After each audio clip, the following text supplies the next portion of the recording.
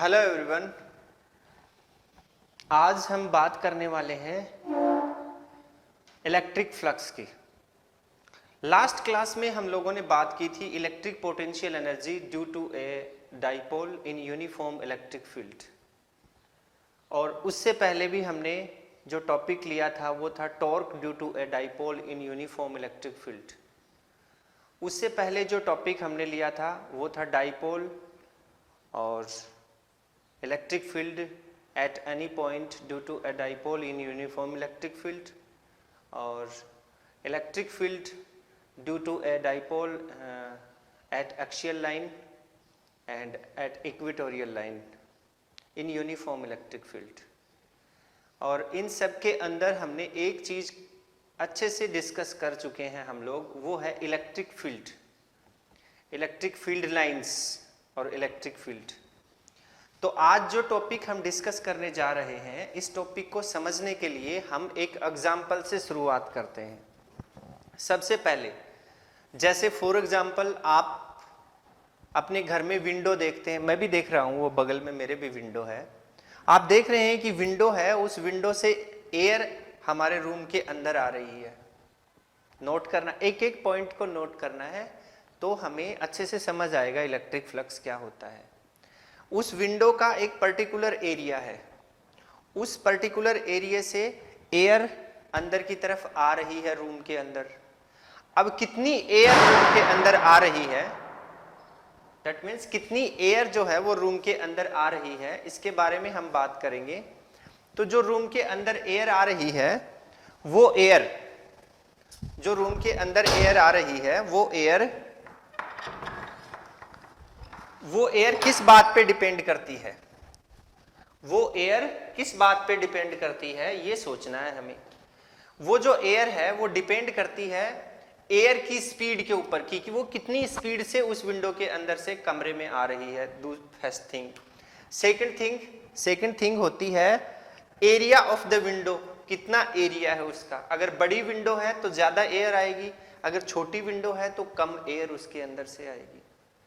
ठीक, अच्छा चलो एक बार फिर से एक और एग्जांपल लेते हैं।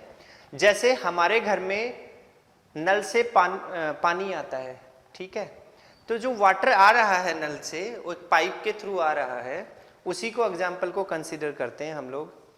वो जो पाइप से पानी आ रहा है, उस पाइप को हमने एक बकेट में लगा दिया। सुनना ध्यान से, मैं बताता हूँ आपको। उस पाइप को हमने बकेट में लगा दिया, पानी उस पाइप से आ रहा है और उस बकेट में स्टोर होता जा रहा है। सपोज कीजिए बकेट जो है वो 10 लीटर की है, ठीक है। अब बकेट के अंदर जो पानी स्टोर हो रहा है, वो स्टोर्ड पानी कितनी देर में बकेट को फुल कर देगा, ये चीज किस बात पे डिपेंड करती है, उस पाइप से आने वाले पानी के ऊपर डिपेंड करती है। और उस पाइप से कितना पानी आएगा, ये बात किस बात पे डिपेंड करती है, ये बात डिपेंड करती है इंटेंसिटी ऑफ वाटर और एरिया ऑफ द पाइप कितना चौड़ा है, उसका एरिया, क्रॉस सेक्शनल एरिया कितना है, इतना सा है, इतना है, इतना है या फिर इतना है। 2 पॉइंट नोट करवाए मैंने आपको। तो एक चीज और इसमें देखते हैं, वो क्या है वो सुनिए आप ध्यान से। जैसे हम लोग देख रहे थे कि पानी जो है वो इस डायरेक्शन से आ रहा था, ऐसे, मतलब ऐसे पानी आ रहा था, यहाँ बकेट थी, पानी इसमें जा रहा था, ऐसे डायरेक्शन थी उसके पास, और वो एक स्पीड के साथ आ रहा था, उसके पास वेलोसिटी भी थी, ठीक। तो उसके पास दोनों चीजें थी। जब वो पानी फ्लो कर रहा था उस केस में, तो उस केस में वो पानी का जो फ्लो है वो कैसा है, वो एक वेक्टर क्वांटिटी है। क्यों? क्योंकि उसके पास स्पीड भी है और डायरेक्शन भी है। तो उस केस में मैग्नीट्यूड और डायरेक्शन दोनों होने के केस में हम उसको एक वेक्टर क्वांटिटी के रूप में ले सकते हैं। लेकिन जैसे ही वो पानी बकेट में स्टोर हो गया, उस केस में हम लोग क्या उसको एक वेक्टर क्वांटिटी के फॉर्म में लेंगे? नहीं ले सकते। क्यों? क्योंकि उसके पास अभी सिर्फ 10 लीटर का मैग्नीट्यूड है, डायरेक्शन नहीं है अभी उसके पास। तो ये कुछ एग्जाम्पल्स हैं, इन एग्जाम्पल्स के थ्रू हम लोग समझ सकते हैं, क्या समझ सकते हैं, इलेक्ट्रिक फ्लक्स को समझ सकते हैं, इलेक्ट्रिक फील्ड लाइन के बारे में कुछ बात कर सकते हैं हम लोग। जस्ट लाइक सेम प्रोसेस, आपको अजीब जरूर लगेगा ये, लेकिन यही प्रोसेस अगर हम लोग इलेक्ट्रिक फील्ड लाइंस के लिए या इलेक्ट्रिक फ्लक्स के लिए लगाएं तो हमें समझने में बड़ी आसानी रहेगी, क्योंकि इलेक्ट्रिक फ्लक्स जो है वो एक स्केलर क्वांटिटी है। अब मैं आपको एक बात बताता हूं, जैसे आप लोगों ने पढ़ा है, क्या पढ़ा है आप लोगों ने? आप लोगों ने पढ़ा है कि इलेक्ट्रिक फील्ड लाइंस जो है वो कैसे जनरेट होती हैं। इलेक्ट्रिक फील्ड लाइन जो है वो एक चार्ज के चारों तरफ, चाहे पॉजिटिव चार्ज है तो अवे फ्रॉम दी चार्ज और नेगेटिव चार्ज है तो टुवार्ड्स दी चार्ज, उनका डायरेक्शन होती है और वो चार्ज के चारों तरफ फैली हुई रहती हैं। ऐसा हमने पढ़ा है, पढ़ा है, ठीक है। तो अगर मैं आपको बोलूं कि क्या वो स्केलर हो सकती हैं, तो आंसर होगा यस, वो स्केलर भी हो सकती हैं। अभी तक हमने पढ़ा कि उनकी एक डायरेक्शन होती है और उनका एक मैग्नीट्यूड होता है, लेकिन मैं अगर बोलूं आपको कि वो स्केलर भी हम ले सकते हैं, तो कैसे लेंगे उनको स्केलर? जैसे फॉर एग्जांपल हमारे पास में एक चार्ज है, जैसे ये मान लीजिए ये यहाँ पे कोई चार्ज है और उससे फील्ड लाइन निकल रही है, इस तरीके से फील्ड लाइन बाहर की तरफ निकल रही है ऐसे ऐसे, और हमने उन फील्ड लाइंस को काउंट कर लिया, ठीक है। तो हम बताएंगे कि इस सरफेस के ऊपर जो चार्ज डिस्ट्रीब्यूट था उसकी इलेक्ट्रिक फील्ड, मान लीजिए वो फील्ड लाइन 20 थी, तो उसकी इलेक्ट्रिक फील्ड कितनी है? 20। अगर वो फील्ड लाइन 50 होती तो उसकी इलेक्ट्रिक फील्ड कितनी है? 50। अगर 200 है तो इलेक्ट्रिक फील्ड कितनी है? 200। इस तरीके से उस केस में हमने क्या लिया? उस केस में हमने क्वांटिटी ली, जस्ट लाइक बकेट में भरा हुआ पानी, 10 लीटर पानी। समझ रहे हैं ना? जब वो फ्लो हो रहा था तब वो उसके पास में डायरेक्शन थी, उसके पास में क्या था? वेलोसिटी भी थी, स्पीड भी थी, इंटेंसिटी भी बोल सकते हैं, उसके पास में इंटेंसिटी भी थी। लेकिन जैसे ही वो बकेट में स्टोर हो गया तो उसके पास सिर्फ एक क्वांटिटी बची। तो उसी तरीके से number of field lines, that means quantity of electric field को हम क्या बोल सकते हैं कि वो एक स्केलर फॉर्म में है, नॉट ए वेक्टर फॉर्म, ठीक। तो इसी कॉन्सेप्ट को थोड़ा और आगे बढ़ाते हुए हम लोग एक स्टेटमेंट लेते हैं, देखते हैं क्या है। तो जो अभी बात थी अपनी, उसमें हमने एक चीज देखी, वो क्या देखी? वो हमने ये देखी कि एक ही केस में, मतलब एक ही केस में जो वाटर था, उस वाटर के पास एक बार वो वेक्टर क्वांटिटी अपनी शो कर रहा था और जैसे ही बकेट में स्टोर हुआ तो वो अपनी स्केलर क्वांटिटी को शो कर रहा था। तो इसी चीज से रिलेटेड हम इलेक्ट्रिक फील्ड को भी दो अलग अलग कंपोनेंट में, दो अलग अलग फिजिकल क्वांटिटी में रिप्रेजेंट कर सकते हैं, वेक्टर और स्केलर में? तो आंसर होगा यस। कैसे कर सकते हैं ये मैंने अभी अभी बताया आपको, कि जो नंबर ऑफ फील्ड लाइंस हैं उनको काउंट कर लेंगे और उनको काउंट करने के बाद में हम बताएंगे कि ये इस सरफेस से लिंक्ड जो लाइंस हैं वो मान लो 20 है तो उसकी इलेक्ट्रिक फील्ड 20 है टोटल इलेक्ट्रिक फील्ड, और अगर 40 है तो 40 है, 200 है तो 200 है। इस तरीके से हम इसको समझ सकते हैं। अब अगर थोड़ा और आगे चलें हम लोग, तो हमारे पास में एक और कॉन्सेप्ट निकल के आता है। वो कॉन्सेप्ट क्या है उसकी बात कर रहे हैं हम लोग। अब देखिए, जैसे मान लीजिए कि थोड़ी देर के लिए सपोज करते हैं कि हमारे पास जो फील्ड लाइन है, वो फील्ड लाइन की हम बात कर रहे हैं। वो फील्ड लाइन एक पर्टिकुलर एरिया से लिंक्ड होती हैं। जैसे उस पाइप का एक एरिया था, जैसे विंडो का भी अपना एरिया है, ठीक है, वहां से पास होने वाली एयर, तो वैसे ही एक पर्टिकुलर एरिया से लिंक्ड होती हैं। तो उसी तरीके से अगर हम इसको समझने की कोशिश करें तो मैं आपको बता देना चाहता हूं कि एक किसी पर्टिकुलर एरिया से पास होने वाली नंबर ऑफ फील्ड लाइंस जो हैं वो चेंज हो सकती हैं और वो वेरी कर सकती हैं। कैसे कर सकती हैं? किस पे डिपेंड होती हैं ये? उसका वेरिएशन, उसका जो वेरिएशन है ये डिपेंड होता है हमारे इंटेंसिटी ऑफ इलेक्ट्रिक फील्ड के ऊपर और दूसरी चीज एरिया के ऊपर। जैसे फॉर एग्जांपल मान लीजिए कि थोड़ी देर के लिए मेरे पास में ये एक एरिया है, ये लीजिए, ये एक एरिया है मेरे पास। तो उस पर्टिकुलर एरिया से लिंक्ड जो फील्ड लाइंस हैं, जैसे फॉर एग्जांपल हमारे पास में ये कोई एरिया है, इस एरिया से इस तरीके से फील्ड लाइन आ रही है और इसके ऊपर perpendicular to the surface field line जो है वो हमने काउंट की और वो फील्ड लाइन आई हमारे पास में सपोज कीजिए 200। तो जो फील्ड लाइन हमारे पास में आई है वो इस पर्टिकुलर एरिया के लिए हम उसको उसका इलेक्ट्रिक फ्लक्स बोल सकते हैं। क्या बोल सकते हैं? इलेक्ट्रिक फ्लक्स बोल सकते हैं।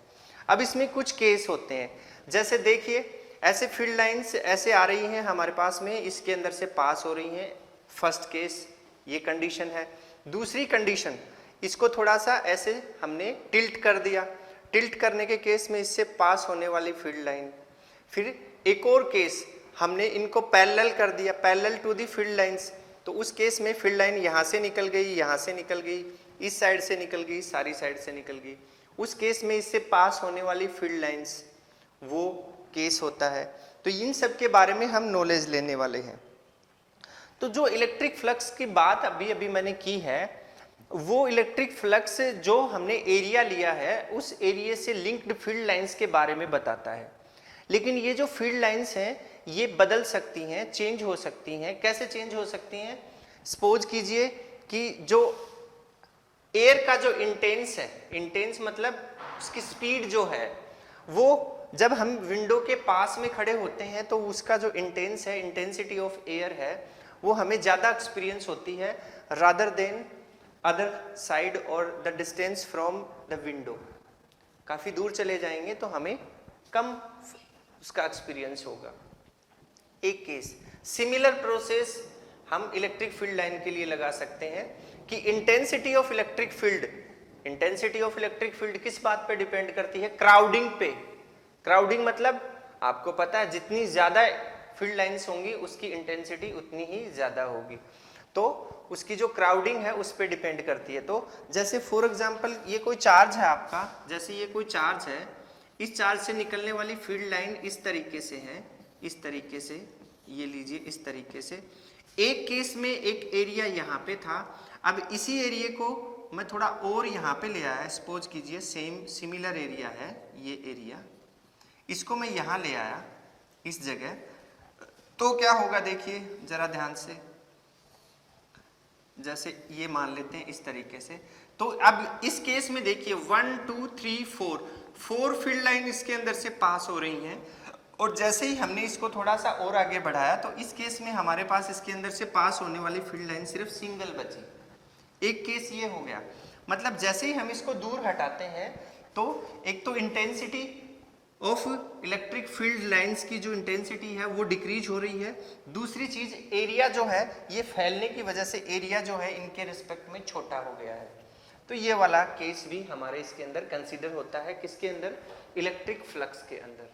तो जो मेनली जो हमने कॉन्सेप्ट अभी बात की है काफ़ी सारे एग्जाम्पल से रिलेटेड, उन एग्जाम्पल से हम एक डेफिनेशन बनाते हैं, एक स्टेटमेंट बनाते हैं, और वो स्टेटमेंट इलेक्ट्रिक फ्लक्स के लिए होगा। और वो क्या होगा वो मैं यहाँ पे राइट कर रहा हूँ। देखिए आप लोग किस तरीके से हम उसको समझेंगे, इस चीज़ को हम लोग अभी यहाँ पे डिस्कस करने जा रहे हैं।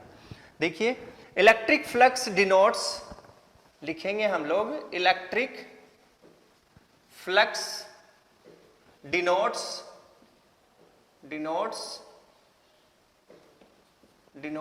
electric flux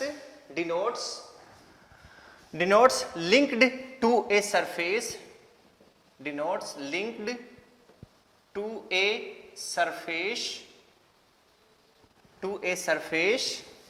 area, surface area is a quantity formed by intensity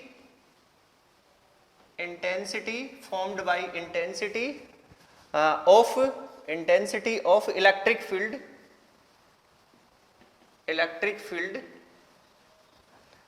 and area normal, electric field and area normal to it capital A। अगर इसको कैपिटल A से दिखाएं एरिया नॉर्मल को, area normal to it capital A such that flux linked linked to a surface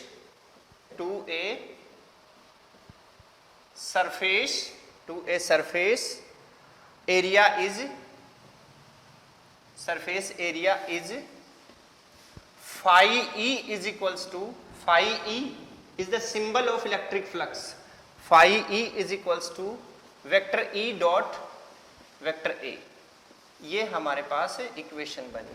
अब हमें समझना है कि ये वेक्टर E क्या है और वेक्टर A क्या है। देखिए यहां से वेक्टर E क्या है, वेक्टर E है इंटेंसिटी ऑफ इलेक्ट्रिक फील्ड,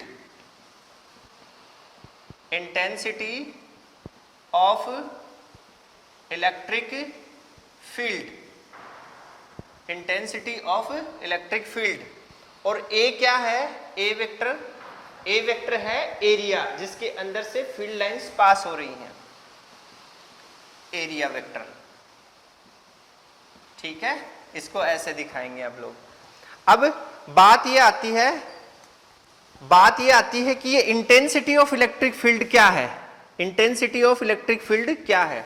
तो यूनिट एरिया के अंदर, किसमें, यूनिट एरिया के अंदर जितनी फील्ड लाइन होती हैं, यूनिट एरिया में जितनी फील्ड लाइन होती हैं उसे उस एरिया की इलेक्ट्रिक फील्ड इंटेंसिटी बोलते हैं।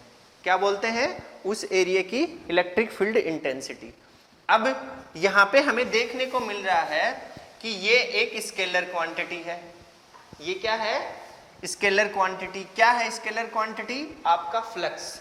अब इस फ्लक्स की स्केलर क्वांटिटी है तो यहां पे आपको क्या देखने को मिल रहा है, ये स्केलर प्रोडक्ट देखने को मिल रहा है। किस किस का स्केलर प्रोडक्ट है, इलेक्ट्रिक फील्ड इंटेंसिटी का और एरिया का, दोनों का स्केलर प्रोडक्ट यहां पे हमें दिखाई दे रहा है और ये है आपका फाई ई। अभी थोड़ी देर पहले मैंने आप लोगों को एक फोन, मेरे पास में ये फोन था, ये था फोन मेरे पास में, इस फोन का एग्जाम्पल लेके मैंने आपको बताया था कि किस तरीके से हम इसको कैलकुलेट करेंगे। तो इसके लिए मैं एक डायग्राम बनाता हूं, यहाँ पे देखिए। अभी जो हम बात कर रहे हैं नंबर 1, यूनिफॉर्म इलेक्ट्रिक फील्ड की बात कर रहे हैं। पहले हम किसकी बात करेंगे, यूनिफॉर्म इलेक्ट्रिक फील्ड की बात करेंगे। किसकी बात करेंगे, यूनिफॉर्म इलेक्ट्रिक फील्ड की। ठीक है, अब देखो हमने एक डायग्राम बनाया यहाँ पे, देखिए ये आपकी यूनिफॉर्म इलेक्ट्रिक फील्ड है। ऐसे ये लीजिए, हमने यूनिफॉर्म इलेक्ट्रिक फील्ड बनाई, इस तरीके से आपकी यूनिफॉर्म इलेक्ट्रिक फील्ड है। ठीक है, ये E दिखा दिया हमने, ये इसकी डायरेक्शन है यूनिफॉर्म इलेक्ट्रिक फील्ड की। अब हमने एक एरिया ले लिया, मान लीजिए ये कोई एरिया है, मान लीजिए ये फोन ही हमने अभी बताया था मैंने, इसको ऐसे खड़ा कर दिया हमने यहाँ पे। ठीक है, तो ये कोई एरिया बन गया आपका, ये कोई एरिया है हमारे पास, इस तरीके से ये एरिया है। ठीक है, ये एरिया ऐसे, ठीक, ये एरिया है, इसको A डिनोट कर दिया, एरिया। ठीक, अब देखिए ध्यान से, इस एरिया के लिए हमारे पास जो फ्लक्स आया वो क्या आया आपके पास में, ये वाली चीज आई। That means phi E is equals to E dot A, ये चीज आई हमारे पास इस एरिया के लिए। अब अगर हम इसको थोड़ा सा टिल्ट कर दें, इस एरिया को टिल्ट कर दें, मतलब हमने इसके एरिया में कोई डिफरेंस नहीं लाया और इसको थोड़ा सा झुका दिया, ऐसे ऐसे झुका दिया। झुकाने से मान लीजिए ये ऐसे हो गया, ये लीजिए सपोज कीजिए ये ऐसे हो गया। ठीक है, और इसने पहले वाली पोजीशन से थीटा एंगल बना लिया। कितना एंगल बना लिया, थीटा। और ये आपका एरिया ही है, यहाँ पे ये एरिया ही है। कितना एरिया है ये, A, तो A का A ही रहा यहाँ पे। ठीक, अब ये जो थीटा एंगल इसने बनाया है, इस थीटा एंगल को ध्यान से देखिए आप, ये एरिया के बीच में और इसके बीच में, तो कितना एरिया। अब देखते हैं पहले वाले में, पहले केस में देखते हैं फर्स्ट केस, इसको हमने बनाया फर्स्ट केस बनाया। ये एरिया है, इस एरिया से पास होने वाली फील्ड लाइन 1 2 3 4 5 एंड 6 है। ठीक है, अब इसमें देखिए जब हमने इसको टिल्ट कर दिया थोड़ा, तो 1 2 3 4 ही पास हो रही है, मतलब इसके फ्लक्स में चेंज आ गया है। तो फ्लक्स में चेंज आया तो कितने एरिया में से पास हुआ, उस एरिया को हमें कैलकुलेट करना पड़ेगा। तो उसके लिए हमने क्या किया, यहाँ पे एक नॉर्मल डाल दिया ऐसे, और ये हमारे पास में एक ट्राइंगल बन गया। ये एक थीटा एंगल है तो ये भी थीटा एंगल होगा। तो इसकी वैल्यू, ये जो एरिया हमने बनाया है इसकी वैल्यू a cos थीटा होगी कि नहीं, ये इसका कंपोनेंट बन गया। ठीक है, कितनी होगी, a cos थीटा। तो इस केस में जो हमारा क्या निकल के आएगा, हमारा जो फ्लक्स निकल के आएगा उसको कैसे दिखाएंगे आप, phi E is equals to E तो जो का त्यों, और एरिया की जगह क्या बन गया है आपका a cos थीटा, ये a cos थीटा बन गया। ये सेकंड केस की सिचुएशन में आपका इलेक्ट्रिक फील्ड आया। इसको हम दिखा सकते हैं, ये है आपका सेकंड केस, सेकंड केस, ये आपका इलेक्ट्रिक फ्लक्स सेकंड केस में निकल के आया। अब अगर इसको मैं ऐसे ऐसे ऐसे ऐसे नीचे लाता जाऊं लाता जाऊं लाता जाऊं और 90 डिग्री का एंगल बना दूं, यहां पे बना दिया 90 डिग्री का एंगल, और ये ऐसे हो गया पैरेलल टू दी, ये लीजिए पैरेलल हो गया इस केस में। ठीक है, parallel to the electric field. तो मैंने बताया था इसके अगल बगल से निकल जाएंगे, एक ऐसे निकल गई, एक ऐसे निकल गई, एक ऐसे निकल गई, तो इसके अंदर से पास ही नहीं होंगी।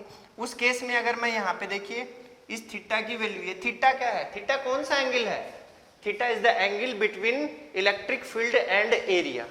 थीटा क्या है, theta is the angle between electric field and area, दोनों के बीच का एंगल है। तो यहां से देखिए इलेक्ट्रिक फील्ड की डायरेक्शन ये है और एरिया वेक्टर ये है, इस तरीके से दिखाएंगे हम। तो दोनों के बीच का जो एंगल है वो कितना बना, 90 डिग्री। तो इस cos 90 की वैल्यू क्या होती है, 0 होती है, तो पूरी टर्म क्या हो जाएगी यहाँ पे 0।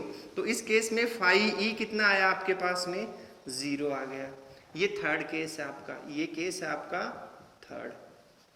Third case. फर्स्ट केस की ये इक्वेशन आई एक नंबर, सेकंड केस की ये इक्वेशन, थर्ड केस की ये इक्वेशन, इस तरीके से हमारे पास में इक्वेशन आई। ठीक, कोई दिक्कत यहां से। अब देखो एक बात और समझाता हूं मैं आपको, वो क्या है वो ध्यान से सुनिएगा। उसके लिए हमें कुछ लेना पड़ेगा। जैसे मैं ये एक बुक ले लेता हूं, ध्यान से देखिएगा, ये एक बुक है मेरे पास। ठीक है, आपने है ना 11th क्लास में क्रॉस प्रोडक्ट के बारे में पढ़ा होगा। देखो एक बार सुनना इस चीज को। उसमें आपने क्या पढ़ा कि ये वाला जो है ये I है, ये J है, तो I cross J is equals to K, ये K, I cross J is equals to K, नजर आ रहा है ना आपको, ये I ये J तो इज इक्वल्स टू K। समझ में आई बात। तो अगर मैं इसको बताऊं, अगर ये लेंथ है और ये विड्थ है, या फिर ऐसे ले ले, ये लेंथ है और ये विड्थ है, तो length into width is equals to area. मतलब ये एरिया हो गया इस सरफेस, ये क्या है सरफेस, ये सरफेस है, और ये क्या हो गया इसका एरिया, एरिया वेक्टर, मतलब इसकी डायरेक्शन इसके सरफेस के बिल्कुल परपेंडिकुलर। कुछ समझ में आया आपको। ये देखिए length I J, I cross J is equals to K. ठीक, जेड, समझ में आ रही ना बात। उसी तरीके से लेंथ इनटू विड्थ एरिया, और इसका ये क्या हो गया इसका वेक्टर, एरिया वेक्टर सरफेस के परपेंडिकुलर। ये बात हमें याद रखनी है, इसको हम यूज में लेंगे। ठीक, अब देखो आगे चलते हैं। आगे चलेंगे तो हमें नया एक कॉन्सेप्ट लेना है। वो कॉन्सेप्ट क्या है उसके बारे में मैं बात करता हूं। ये बात हो रही थी हमारी यूनिफॉर्म इलेक्ट्रिक फील्ड की। यूनिफॉर्म इलेक्ट्रिक फील्ड है तो हम ऐसे सॉल्यूशन इलेक्ट्रिक फ्लक्स का फाइंड कर लेंगे। लेकिन अगर नॉन यूनिफॉर्म इलेक्ट्रिक फील्ड है और एरिया भी फ्लैट नहीं है, ये तो फ्लैट एरिया था, ठीक, तो हमें क्या करना पड़ेगा उसके बारे में हम बात कर रहे हैं। अभी बताता हूं आपको क्या करना पड़ेगा। हाँ जी, अगर आपकी इलेक्ट्रिक फील्ड नॉन यूनिफॉर्म हो और जो एरिया आपने लिया है वो भी फ्लैट ना हो, तो उस केस में इलेक्ट्रिक फ्लक्स को कैसे फाइंड करेंगे इसके बारे में हम लोग बात करेंगे। तो देखिए आप लोगों को पता है कि यहाँ पे देखिए, जैसे मैं एक डायग्राम बनाऊं, जैसे ये आपका कोई चार्ज है, यहाँ पे इस चार्ज से निकलने वाली फील्ड लाइन जो है वो ऐसे होती हैं, इस तरीके से ये आपकी फील्ड लाइंस हैं, ऐसे फील्ड लाइंस हैं, इनका एरो दिखा दिया हमने, ऐसे दिखा दिया, और ये आपका एरिया है इस तरीके से यहाँ पे, ठीक है। अब हमें क्या करना है, अब हमें निकालना है कि अब इस केस में इलेक्ट्रिक फ्लक्स कितना होगा, ये बात हमें देखनी है। तो इसके लिए हम क्या करेंगे, सबसे पहले हमें बात करनी पड़ेगी एरिया वेक्टर की, जो अभी अभी जस्ट मैंने आपको बताया कि एरिया वेक्टर होता क्या है, ठीक। तो उस एरिया वेक्टर को हमें समझना है और उसको यहाँ पे यूज लेना है। तो देखिए ये जो सरफेस है, ये जो लाइन मैंने बनाई है इस तरीके से, ये जो सरफेस है, इस सरफेस पे हम सेगमेंट एरिया को कंसीडर करेंगे। और आपने देखा था थोड़ी देर पहले कि एरिया वेक्टर जो है वो सरफेस के बिल्कुल परपेंडिकुलर होता है, एरिया वेक्टर जो है वो सरफेस के बिल्कुल परपेंडिकुलर होता है। तो ये अगर ई की डायरेक्शन है, चलो इस केस को यहां से लेते हैं, ये केस लेते हैं एक, यहाँ पे देखिए ये ई वेक्टर है, ये ई वेक्टर की डायरेक्शन है, और ये मैंने एक छोटा सा सेगमेंट ले लिया यहाँ पे, ये छोटा सा सेगमेंट ले लिया, ये वाला, जिसको मैंने मान लिया ds, क्या मान लिया, ds, और इसकी जो डायरेक्शन होगी वो ये होगी, ये लीजिए ये वाली डायरेक्शन, ठीक है। और इन दोनों के बीच में जो एंगल हम बनाते हैं, जैसा कि मैंने लिखा है, theta is the angle between E and A, तो वो एंगल मैंने ले लिया यहाँ पे थीटा, कितना ले लिया, थीटा एंगल ले लिया। तो इस केस में देखो, एक तो ये पॉइंट बन गया हमारे पास, ठीक। अब ये दिखा दिया हमने ds वेक्टर यहाँ पे। अब एक और केस लेते हैं हम लोग, उस केस में मैंने क्या किया, उस केस में जैसे फॉर एग्जांपल, एक मिनट, इस लाइन को थोड़ा मैं इस तरीके से ड्रॉ करता हूँ, ऐसे ऐसे घुमाया इसको, ऐसे घुमा के ऐसे कर दिया इसको, ठीक है, ऐसे है। जैसे ये है एक केस हमारा, यहाँ भी हमने ds ले लिया, और ये जो है इसके परपेंडिकुलर डायरेक्शन बनाई ds वेक्टर, और ये e वेक्टर है, और यहाँ पे थीटा एंगल बनाया। अब अगर हम देखें इसको, ध्यान से देखिए, अब अगर हम देखें इसको, तो इस पॉइंट के ऊपर e की जो डायरेक्शन है वो, और इस पॉइंट के ऊपर e की डायरेक्शन है वो, दोनों डिफरेंट है। दूसरी चीज, यहाँ पे इस पॉइंट पे एरिया वेक्टर की डायरेक्शन और इस पॉइंट पे भी एरिया वेक्टर की डायरेक्शन दोनों डिफरेंट है। यहाँ पे बनने वाला एंगल थीटा पॉजिटिव है और यहाँ पे बनने वाला एंगल थीटा नेगेटिव है। चलो हमने एक बात मानी कि हम लोग है ना एरिया वेक्टर अज्यूम करके और इसकी कैलकुलेशन कर लेंगे, लेकिन उसमें भी हमें प्रॉब्लम आ रही है। प्रॉब्लम क्या आ रही है, क्योंकि यहाँ पे थीटा और इलेक्ट्रिक फील्ड इंटेंसिटी जो है उसकी दोनों की डायरेक्शन डिफरेंट आ रही है। तो उस केस में हम क्या करेंगे, जबकि इसमें तो हमारे पास में कांस्टेंट थी, क्या थी कांस्टेंट, इलेक्ट्रिक फील्ड की डायरेक्शन, ठीक है, और थीटा भी हमारे लिए यहाँ पे फिक्स बना हुआ था, ठीक। लेकिन इसमें ऐसा नहीं है, इसमें ऐसा बिल्कुल भी नहीं है। तो अब हम क्या करेंगे, उसके लिए हमें सोचना पड़ेगा। तो सबसे पहले तो हम इसके लिए वैल्यू निकालना शुरू करते हैं, उसके बाद में इसका आगे का कंक्लूजन देखेंगे। तो इसके लिए हमें फ्लक्स की वैल्यू निकालने के लिए सबसे पहले हम बात करेंगे, देखो जैसे हमने इस केस के अंदर या इस केस के अंदर, दोनों केस में से हम किसी एक केस के लिए जो इलेक्ट्रिक फ्लक्स है उसको हमने डी फाई मान लिया। सेगमेंट एरिया है तो सेगमेंट ही आपका इलेक्ट्रिक फ्लक्स होगा, उसको डी फाई से डिनोट कर दिया, ये लीजिए D phi is equals to. अब क्या करेंगे आप, इन दोनों को दिखाएंगे, इन दोनों को दिखाएंगे तो उसी फॉर्मेट में, इस फॉर्मेट में लेके आएंगे। इस फॉर्मेट में लेके आएंगे तो क्या करेंगे आप देखिए, यहाँ से इसको आप लिख सकते हैं E vector dot A vector is equals to E vector dot ds vector, ऐसे दिखाएंगे कि नहीं दिखाएंगे, ऐसे लिखेंगे इसको, ठीक है, क्योंकि अब की बार एरिया इतना हो गया है। अब अगर इसको एंगल की फॉर्म में लेके आए तो कैसे लिखेंगे, D phi is equals to E ds cos theta, ये cos थीटा में कन्वर्ट हो गया। चाहे तो आप इसको वेक्टर रूल्स के अकॉर्डिंग cos थीटा लगा सकते हैं, या फिर ये जो कंपोनेंट हमने बनाया था इस फॉर्मेट के अकॉर्डिंग भी हम यहाँ पे इसको cos थीटा बना सकते हैं।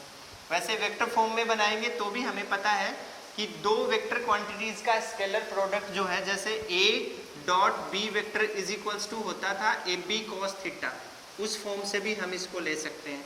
तो ये बन गया हमारा ये किसके लिए आया, ये तो हमारा इस सेगमेंट के लिए आया, लेकिन अगर टोटल एरिया के लिए निकालें तो क्या लिखेंगे, तो आप लिखेंगे फ्लक्स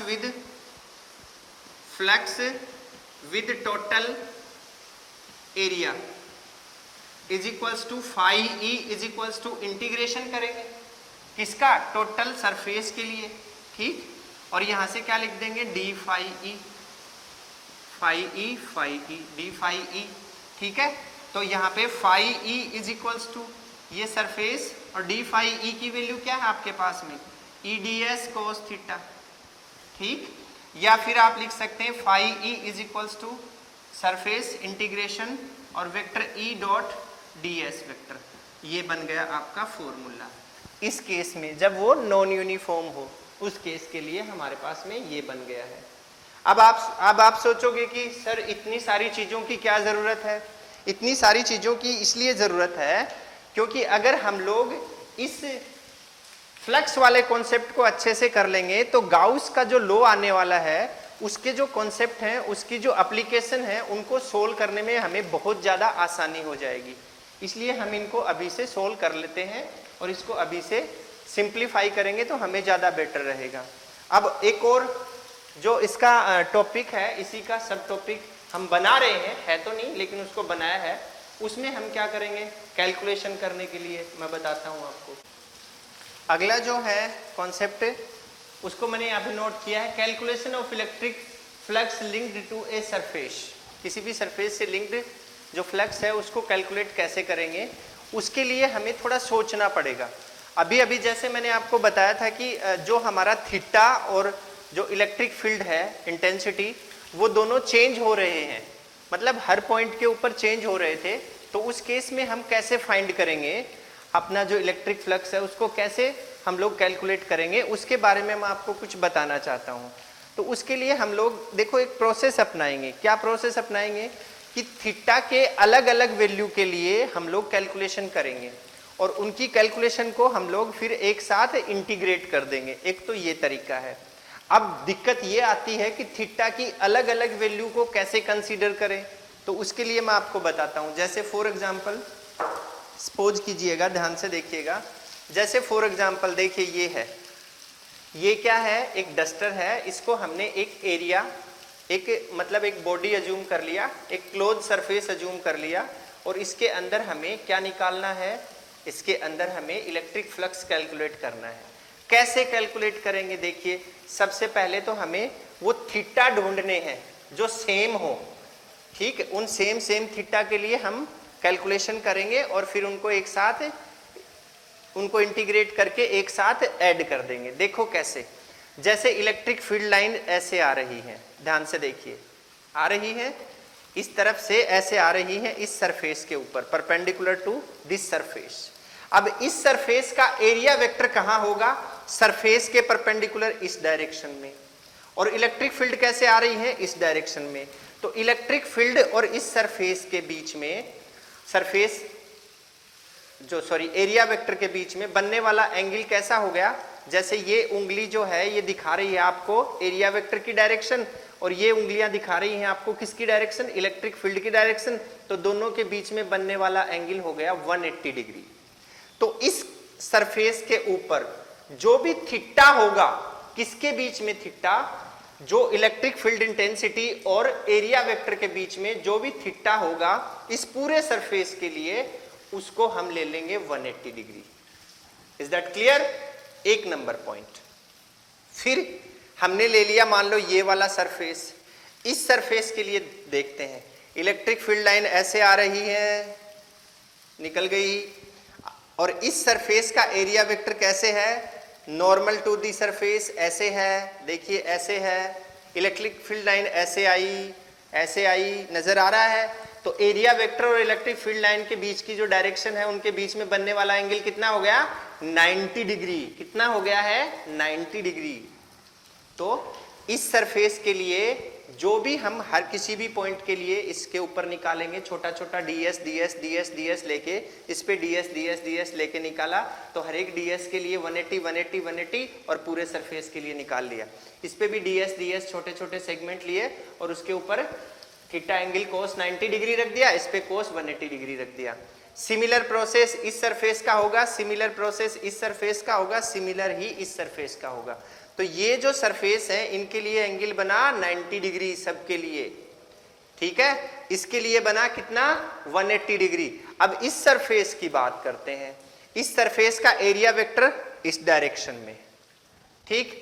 इलेक्ट्रिक फील्ड की डायरेक्शन भी इस डायरेक्शन में, एरिया वेक्टर और इलेक्ट्रिक फील्ड सेम डायरेक्शन में है, तो दोनों के बीच में बनने वाला एंगल क्या हो गया 0 डिग्री। क्या हो गया है 0 डिग्री। तो इस सरफेस के ऊपर जो भी हम सेगमेंट लेंगे उनके बीच का एंगल कितना दिखाएंगे 0 डिग्री और कैलकुलेशन कर लेंगे। इस पूरे सरफेस की कर ली, इस पूरे सरफेस की कर ली और इन साइड वालों की भी कर ली, और सबकी करने के बाद में सबका इंटीग्रेशन करके सबको एक साथ ऐड कर दिया, तो कंप्लीट इलेक्ट्रिक फ्लक्स आ जाएगा इस पूरे बॉडी के लिए। समझ में आया?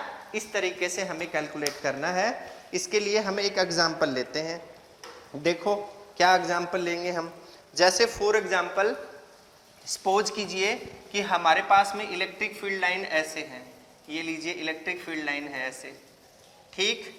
और यहाँ पे हमारे पास में ये कोई एरिया है, इस तरीके से ये एरिया है हमारे पास, ठीक, ऐसे दिखाया हमने। अब हमने क्या किया, यहाँ पे एक एरिया वेक्टर ले लिया इस तरीके से, जिसको ds मान लिया, ds वेक्टर, ठीक। ये आपकी इलेक्ट्रिक फील्ड है, दोनों सेम ही डायरेक्शन में है। एक बात बताता हूँ मैं आपको, सुनिए आप ध्यान से, एक बात बताता हूँ मैं आपको। हम वेक्टर और स्केलर को आइडेंटिफाई कैसे करते हैं, उसके लिए एक कॉन्सेप्ट बताता हूँ आपको, छोटा सा कॉन्सेप्ट है, उसको याद रखना है हमेशा। जब दो फिजिकल क्वांटिटी की डायरेक्शन सेम होती है, दो फिजिकल क्वांटिटी की डायरेक्शन सेम होती है, जैसे फॉर एग्जांपल हमने लिखा W is equals to vector F dot ds vector, ऐसे लिख दिया। तो इस F लगने वाले फोर्स की डायरेक्शन और एरिया की डायरेक्शन दोनों की सेम है, सॉरी डिस्प्लेसमेंट, ये डिस्प्लेसमेंट F डॉट d, ठीक है, दोनों की डायरेक्शन सेम है। इसी वजह से ये जो बनने वाली क्वांटिटी है ये स्केलर है, स्केलर, ठीक है, याद रखना है ये कॉन्सेप्ट। अब अगर मैं लिखूं tau is equals to force, either force and perpendicular distance, तो ये आ गया फोर्स इनटू परपेंडिकुलर डिस्टेंस। इसमें क्या होता है, देखो फोर्स ऐसे लग रहा है और परपेंडिकुलर डिस्टेंस ऐसे होती है या ऐसे होती है या ऐसे होती है या ऐसे होती है, तो मतलब दोनों के बीच का एंगल कितना बना, दोनों के बीच का एंगल बन गया 90 डिग्री। तो उस केस में जो क्वांटिटी बनेगी इन दोनों से जो क्वांटिटी बनेगी वो क्या होगी, वेक्टर क्वांटिटी। मतलब सीधी सी बात है, अगर एंगल 0 डिग्री बनता है तो क्या होगा स्केलर, और एंगल अगर 90 डिग्री बनता है तो क्या होगा वेक्टर। ये याद रखना है, सिंपल सा लॉजिक बताया मैंने आपको, ठीक है। इसको मैं इरेज कर देता हूं। अब देखो इसकी कैलकुलेशन करते हैं, इसकी कैलकुलेशन करते हैं तो हमने देखा phi E is equals to formula है E D S cos theta, ये है आपका फॉर्मूला, ठीक है। Phi E is equals to E D S cos theta, और इसका इंटीग्रेशन लगा दिया यहाँ पे, डायरेक्टली लिख दिया है मैंने यहाँ पे, ठीक है। अब देखो थीटा की वैल्यू क्या है आपके पास, सोचिए जरा, थीटा की वैल्यू यहाँ पे क्या बन रही है, यहाँ पे थीटा इज इक्वल्स टू है 0 डिग्री। थीटा कौन सा एंगल है, एरिया वेक्टर और इलेक्ट्रिक फील्ड इंटेंसिटी के बीच में बनने वाला, तो हमने लिखा phi E is equals to यहाँ से ई डॉट डी एस और cos 0 की वैल्यू 1, तो आपके पास में ई डी एस बन गया है, ठीक। इलेक्ट्रिक फील्ड क्या है, ध्यान से देखिए, इलेक्ट्रिक फील्ड तो यूनिफॉर्म है और यूनिफॉर्म इलेक्ट्रिक फील्ड कांस्टेंट मानी जाती है, तो हमने लिखा phi E is equals to S बाहर और सिर्फ डी एस का इंटीग्रेशन, और ds का मतलब इस पूरे एरिया का इंटीग्रेशन, तो पूरा एरिया इसका a है, मान लीजिए इसका पूरा एरिया कितना है a है, तो आपने लिखा phi e is equals to ये e है, phi e is equals to इसका इंटीग्रेशन किया तो आया a, तो ये फॉर्मूला आ गया आपके पास, ठीक है। इस तरीके से हम इसको सॉल्व करेंगे। कोई कंफ्यूजन है यहाँ तक, कंफ्यूजन होना भी नहीं चाहिए। अब देखो इसके बाद इतनी सारी चीजें बताई हैं आपको, फिर कंफ्यूजन होने की गुंजाइश नहीं रहनी चाहिए। अब अगर इस E की वैल्यू निकालूं मैं, तो इस E की वैल्यू अगर निकालूं तो क्या लिखूंगा मैं यहाँ पे, E इज इक्वल्स टू इसी फॉर्मेट से फाई E अपॉन ए, फाई E अपॉन ए, ये E की वैल्यू आई। अगर अब इस E को डिफाइन करूं मैं इसी फॉर्मेट में, देखिए जरा ध्यान से एक बार, इसको अगर मैं डिफाइन करूं इसी फॉर्मेट में, तो इलेक्ट्रिक फील्ड इज, कैसे लिखूंगा, इलेक्ट्रिक फील्ड किसके बराबर है, इलेक्ट्रिक फील्ड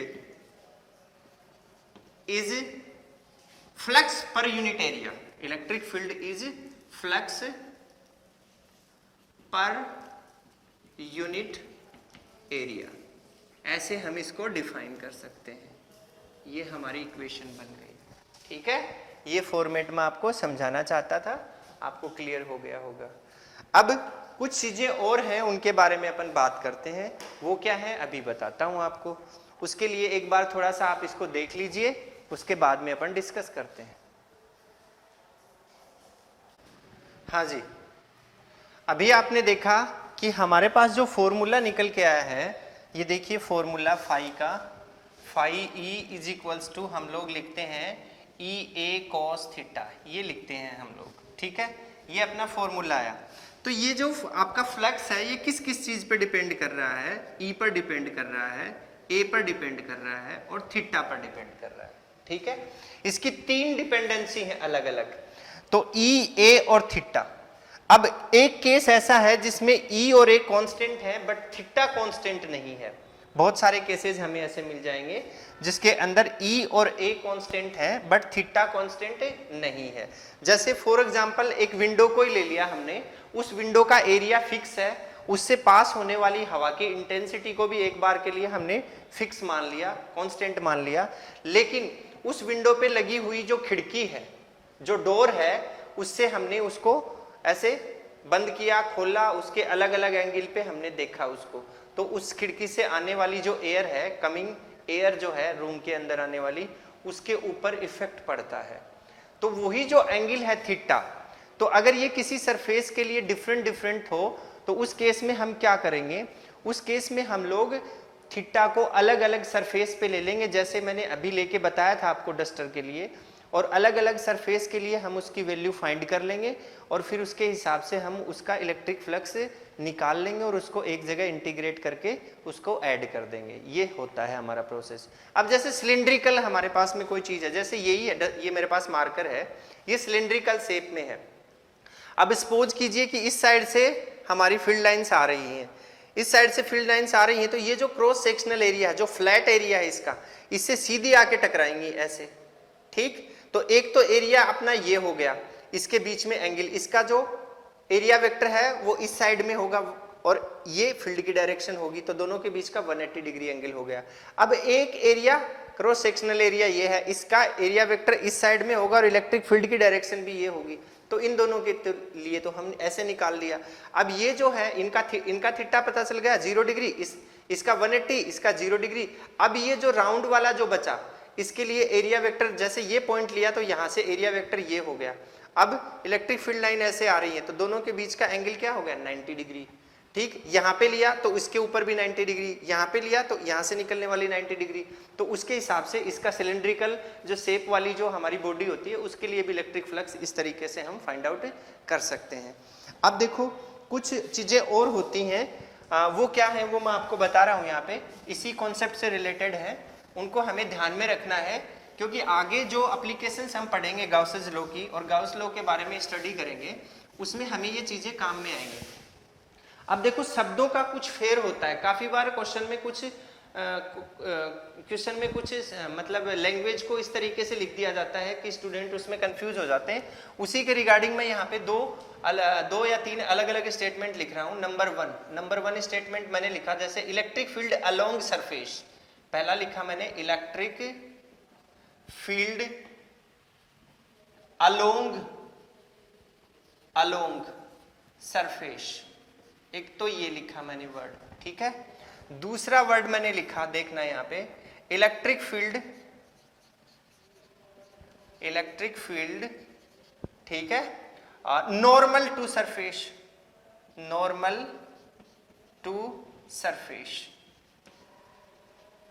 ठीक है, देखिए ये नॉर्मल है और ये अलोंग है।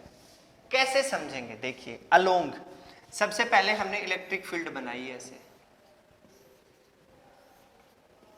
ठीक है, और फिर अलोंग सरफेस, इसके अलोंग में सरफेस को ले लिया ऐसे, ये कोई सरफेस है, ये आपका सरफेस है एस, ठीक है।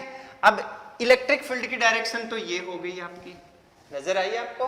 अब इस सरफेस का वेक्टर एरिया कहां होगा, अगर ऊपर वाला ले तो ये होगा, अगर नीचे की साइड में ले तो ये होगा, मतलब 90 डिग्री। तो दोनों के बीच में जो एंगल बना, एरिया वेक्टर, ये एरिया वेक्टर है इसका, तो दोनों के बीच में जो एंगल बना वो कितना है, theta is equals to 90 degree. तो आपका फाई ई कितना हो जाएगा यहाँ पे, इस केस में आपका फाई ई हो जाएगा 0।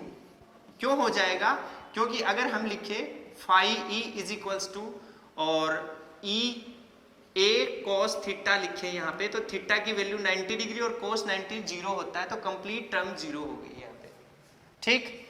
अब देखो ये नॉर्मल, इसमें नॉर्मल दिखा रखा है, तो नॉर्मल दिखा रखा है, तो जैसे फॉर एग्जांपल ये आपकी इलेक्ट्रिक फील्ड है, यहाँ से देखिए आप, ये आपकी इलेक्ट्रिक फील्ड है ऐसे, ठीक है, और नॉर्मल टू सरफेस, यहां पे हम सरफेस की बात कर रहे हैं, एरिया वेक्टर की बात नहीं कर रहे हैं। जैसे अभी थोड़ी देर पहले मैंने आपको बताया था कि मेरे पास में ये बुक है, इस बुक का ये क्या है, उसका सरफेस है, और इस सरफेस के परपेंडिकुलर क्या होगा, उसका एरिया वेक्टर, इस तरीके से उसका एरिया वेक्टर होगा।